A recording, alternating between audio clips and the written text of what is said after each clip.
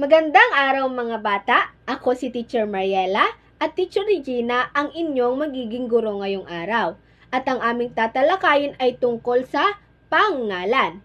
Ang matututunan nyo ngayon ay ang dalawang uri ng pangalan at ang apat na kasarian ng pangalan.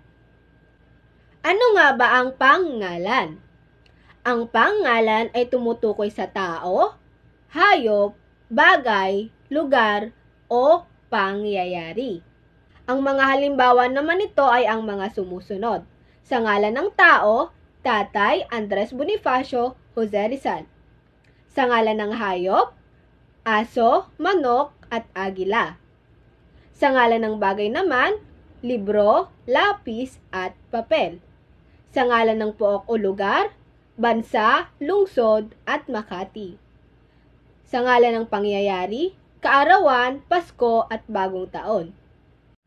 Ngayon naman, ating tatalakayin ang tungkol sa dalawang uri ng pangalan, ang pangalang pambalana at pangalan pantangi.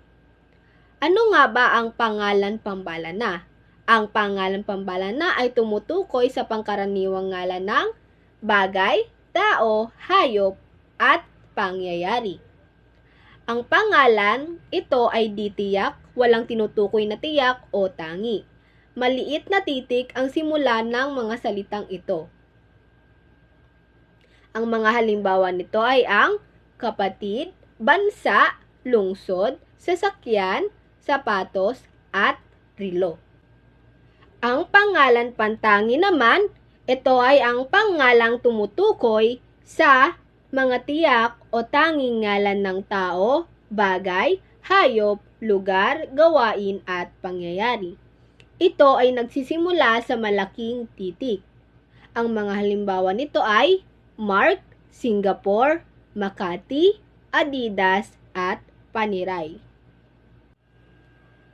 Ang mga sumusunod ay halimbawa ng pangalan pantangi at pangalan pambalana sa loob ng pangungusap.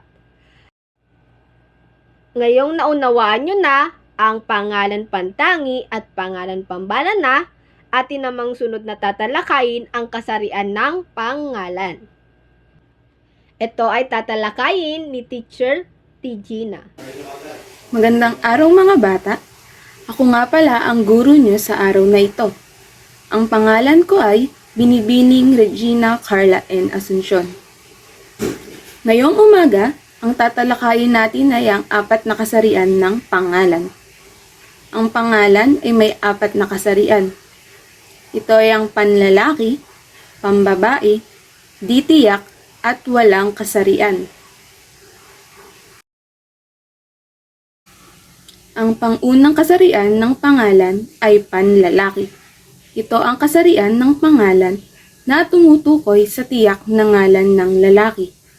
Ang mga halimbawa nito ay ama, ginoo, lalaki, Mario, pastor, tindero, ambo, Harold, Lito, Ninong, Prinsipe, Tito, Arjo, Jericho, Lolo, at Nobyo.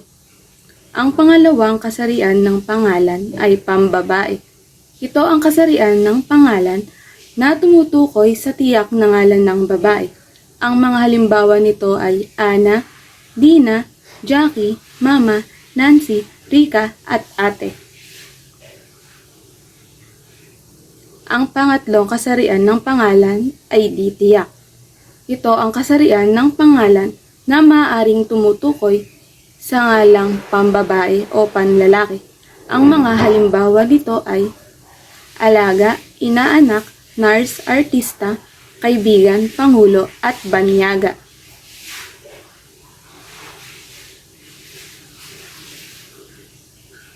At ang pang-apat na kasarian ng pangalan ay walang kasarian. Ito ay tumutukoy sa mga pangalan na walang buhay at walang kasarian, pati na rin ang mga bagay sa kapaligiran na may buhay ngunit walang kasarian. Ang mga halimbawa nito ay aklat, itlog, plato, saranggola, tasa, at alahas. At dito na lamang nagtatapos ang ating talakayin sa araw na ito. Tandaan, Ang pangalan ay may 4 na kasarian.